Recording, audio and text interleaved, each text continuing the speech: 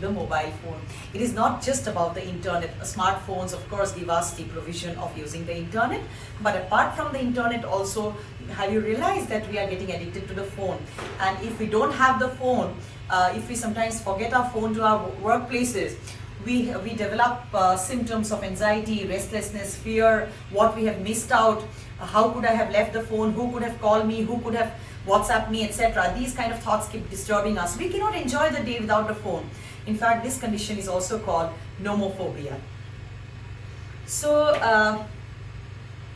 a lot of these internet addictive behaviors, they have been so troublesome across the globe that nowadays we have online treatment groups. Online Gamers Association. Online Gamers Association is for game addicts, online game addicts, which was started in 2002. And again, Internet and Technology Addicts Anonymous, that is ITAA, was founded in 2009. These are like organizations like Alcoholics Anonymous for alcoholics, Narcotics Anonymous, like opioid addicts, etc. So we have such groups which are functioning online also to help people who are into internet addiction, into gaming addiction, into internet addiction, etc. These are basically 12-step programs where, just like Alcoholics Anonymous, where people connect on, they have online chat meetings, Skype meetings, discussion forums.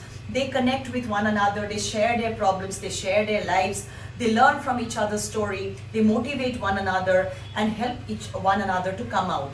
And most of them are free of cost, some of them charge minimal, and a lot of people have actually benefited from these forums, from these groups, anonymous groups where your identity is never disclosed. So the fact that these anonymous groups exist means that it is a huge problem. So now there is another thing which I would like to mention here is communication addiction disorder on the internet. I was talking about, cyber relationships. Have you seen people who don't need to talk, who have nothing to talk about, but it's just that when they come home, they connect with someone on the internet and just keep talking about anything and everything, very mundane things, It could be an outcome of loneliness. It can be a result of anxiety, depression. It can be a result of social phobia, where people fear to connect in the real sense, in the real world. But it becomes a behavioral addiction because there is a necessity of being constantly in touch or communication with other people when there's no practical necessity.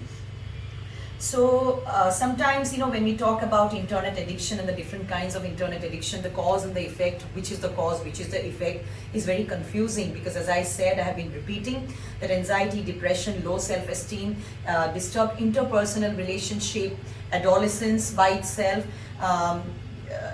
all these things can be the causes, or too much of internet use can also lead to such problems, because if you use the internet excessively, you will become depressed, you will become anxious, because your life will be hampered, you will not be able to cope with a normal life.